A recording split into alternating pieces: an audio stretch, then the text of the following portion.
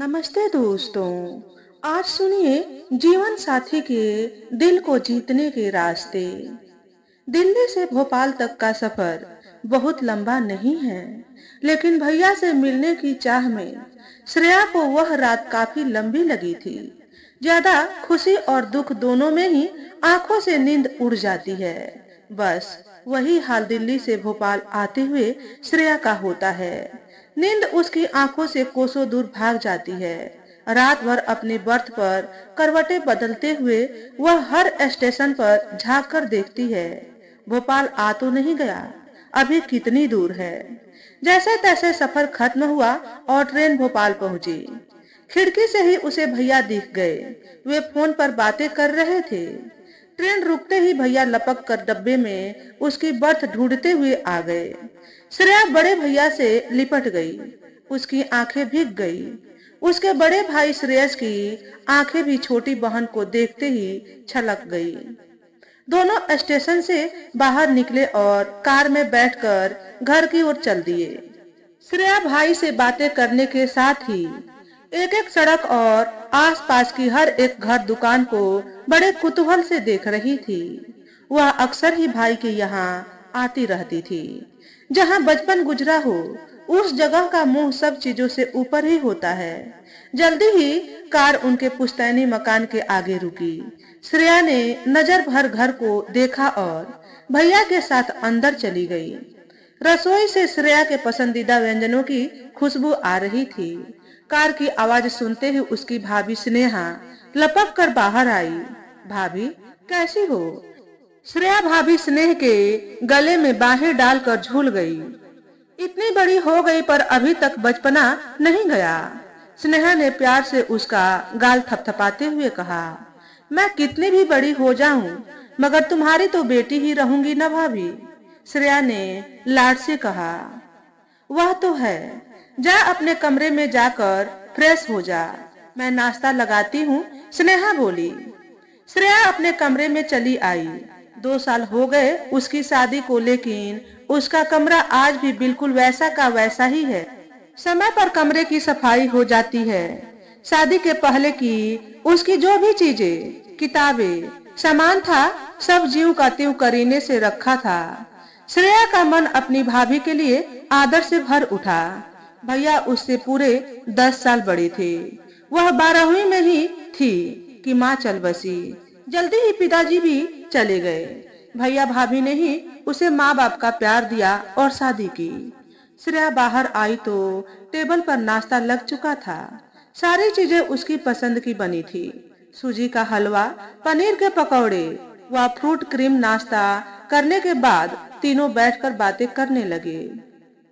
दोपहर को श्रेया के दोनों भतीजे 7 साल का अंकुर और 4 साल का अंशु स्कूल से लौटे तो बुआ को देखकर वे खुशी से उछल गए। श्रेया दोनों को साथ लेकर अपने कमरे में चली गई और उनके लिए लाई चीजें उन्हें दिखाने लगी। रात को दोनों भतीजे श्रेया के साथ ही सोते थे। स्नेहा जब अपने काम निपटाकर कमरे में आई तो उसने देखा कि श्रेयस तकिए से पीठ टिकाए बैठे हैं। क्या बात है?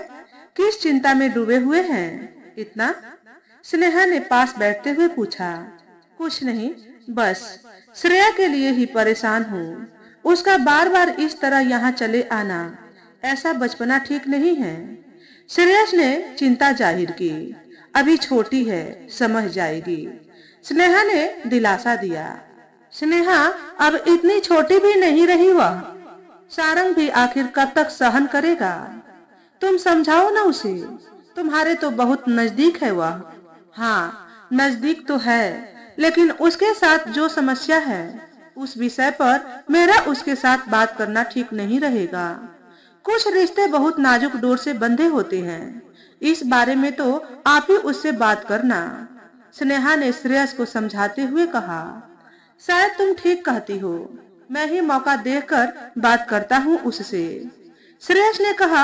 आंख बंद करके वह पलंग पर लेट गया, लेकिन नींद तो आंखों से कोसों दूर थी। 2 साल हो गए श्रेया और सारंग की शादी को।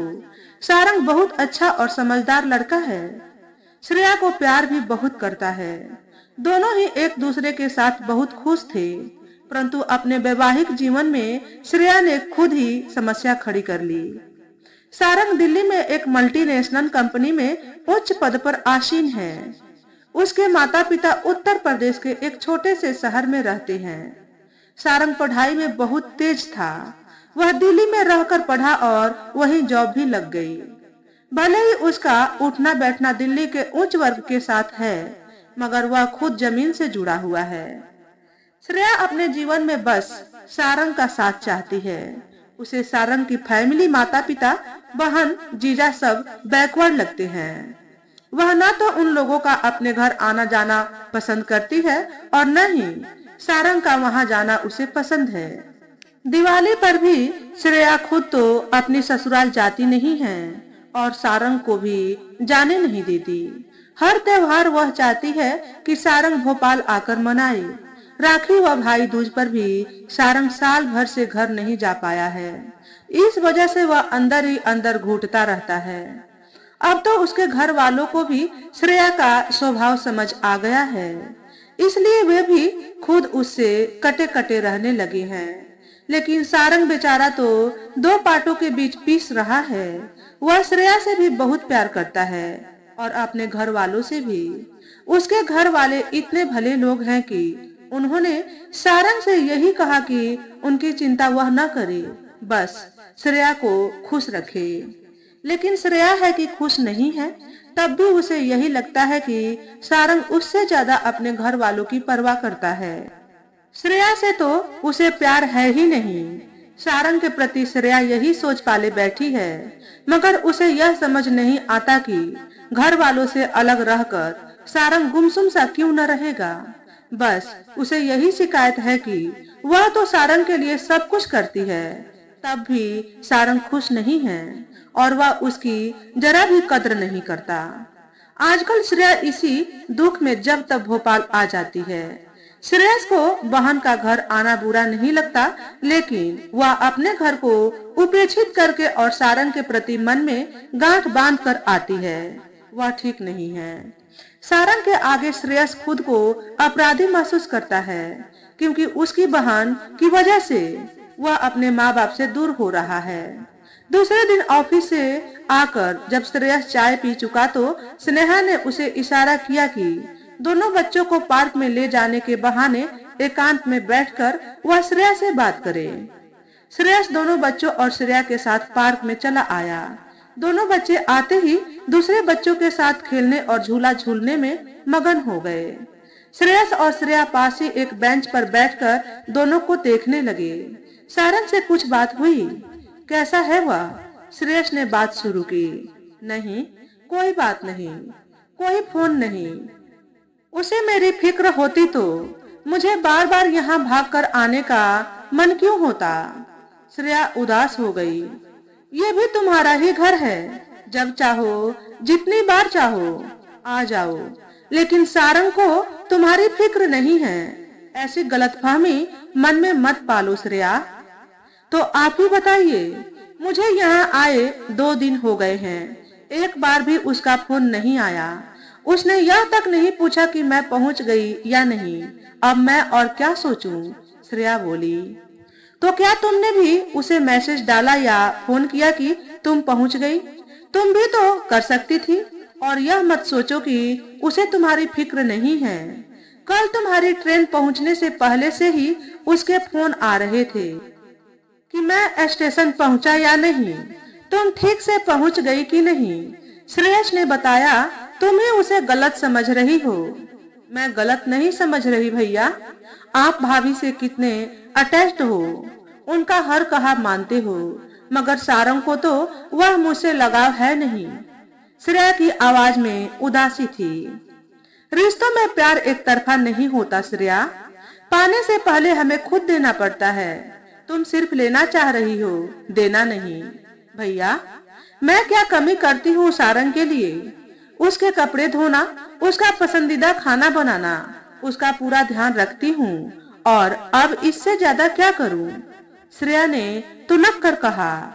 शादी के बाद लड़की सिर्फ पति के साथ ही नहीं जुड़ती है, बल्कि उसके पूरे परिवार के साथ भी जुड़ती है। तुम्हारी समस्या यह है कि तुम परिवार के नाम पर सिर्फ और सिर्फ सारंग को ही चाहती हो, उसके घर वालों को अपनाना नहीं चाहती। तुमने उस बेचारे को अनाथ बनाकर रख दिया है, उसे उसके अपनों से अलग थलग कर दिया है। फिर तुम उम्मीद करती हो कि वह तुमसे दिल से अटैच्ड रहे। तब भी वह अभी तक तो तुमसे बहुत प्यार करता है श्रेया, लेकिन अगर तुम्हारा ऐसा ही रवैया रहा तो जल्दी ही वह तुमसे दूर हो जाएगा। श्रेयस ने उसे समझाते हुए कहा, भैया मैंने सारंग से शादी की है, उसके बैकवर्ड घर वालों के साथ नहीं। श्रेया की आवाज में आह की झलक थी। ऐसी मतलबी सोच रखकर चलने से रिश्ते नहीं निभाए जाते श्रेया। श्रेयस की आवाज में बहन की सोच पर गहरा अफसोस छलक रहा था। जीवन साथी के दिल को जीतने के रास्ते बहुत सी राहों से गुजरते हैं, उनमें सबसे महत्वपूर्ण उसके अपने हैं। तुम सारंग के मन पर तभी राज कर सकती हो जब उसके अपनों के मन को अपने प्यार से जीत लोगी। मुझे किसी का मन जीतने की जरूरत नहीं है, श्रेया रूखे स्वर में बोली। फिर तो तुम बहुत जल्दी ही सारंग को खो दोगी और ताउम्र उसके प्यार के लिए तरसती रहोगी। श्रेया सख्ती से बोला, अच्छा श्रेया, जैसा व्यवहार तुम सारंग के घर वालों के साथ करती हो वैसे ही अवहेलना स्नेहा तुम्हारी करने लगे तो तब तुम्हें कैसा लगेगा? भैया, श्रेया अवाक होकर उसका मुंह देखने लगी। मैं सच बताऊं, मैं स्नेहा से क्यों इतना अटैच्ड हूँ, क्यों उस पर इतना भरोसा करता हूँ? क्योंकि वह तुम पर और मेरे बाकी अपनों पर जान छिड़कती है। मुझसे भी ज्यादा तुम सबसे वह प्यार करती है। तुम जब भी आने वाली होती हो वह अलार्म लगाकर सोती है ताकि तुम्हें स्टेशन लेने जाने में मुझे देरी न हो जाए। तुम्हारा कमरा भी पिछले 2 वर्षों से उसी की जिद से वैसा का वैसा रखा गया है ताकि तुम्हें कभी यह न लगे कि यहाँ किसी भी तरह से हम लोगों में या परिस्थितियों में फर्क आ गया है।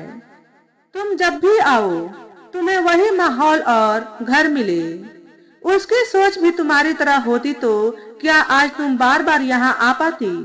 क्या मैं ही उससे इतना प्यार कर पाता जितना प्यार मैं स्नेहा से करता हूँ? श्रेया, बिना मांगे बिना कहे उसने उससे कहीं अधिक मुझे और मेरे अपनों को दिया है। तुम्हें तो फिर भी कुछ न देकर बहुत कुछ मिल रहा है अब तक। अफसोस यह है कि तुम सिर्फ स्नेहा का प्यार देख रही हो, पर अपनी छोटी सोच के चलते तुम यह देखना भूल गई कि उसने इस घर में पैर रखते ही हम सबको कितना अधिक दिया है। सारी जिम्मेदारियां उसने कितनी कुशलता से निभाई है। औरत पति से पूरा लगाव, पूरी तवज्जो चाहती है तो उसे भी पति के अपनों को पूरी तवज्जो और प्यार देना आना चाहिए। स्नेहा ने यह बात समझी, तभी वह सबको साथ लेकर सबका प्यार, सम्मान और साथ पा रही है। मगर तुमने? एक गहरी सांस लेकर श्रेयस चुप हो गए। अंधेरा घिरने लगा था। दोनों बच्चों को लेकर वे घर आ गए। दूसरे दिन चाय की ट्रे लेकर श्रेयस और स्नेहा गैलरी में आए तो देखा श्रेया फोन पर बात कर रही थी। ना अम्मा, कोई बहाना नहीं चलेगा। इस बार की दिवाली आप सब हमारे साथ ही मनाएंगे, बस। अम्मा आगे कुछ बोलती उससे पहले श्रेया ने अम्मा की बात काटते हुए कहा, इस बार मैं भैया भाभी को भी अपने पास दिल्ली बुला लूंगी तो एक साथ सबकी भाई दूज एक ही जगह हो जाएगी।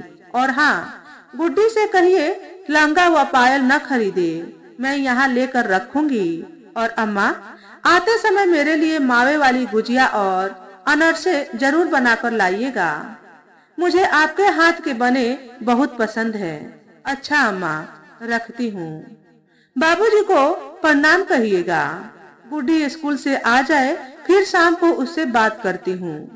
स्नेहा और श्रेयस ने संतोष भरी मुस्कान के साथ एक दूसरे की ओर देखा और दोनों की आंखें भीग गई।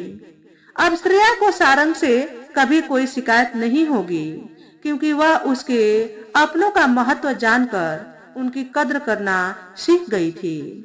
तो दोस्तों, आज के वीडियो में बस इतना ही। अगर हमारे द्वारा बताई गई कहानी थोड़ी सी भी अच्छी लगी हो तो वीडियो को लाइक और शेयर करें। चैनल पर पहली बार आए हो तो चैनल को सब्सक्राइब करके बेल नोटिफिकेशन को ऑल पर सेट कर लें, ताकि आपको ऐसे ही अच्छे अच्छे वीडियो देखने को मिले। हमेशा खुश रहें, हमेशा स्वस्थ रहें। वीडियो देखने के लिए आपका बहुत बहुत धन्यवाद।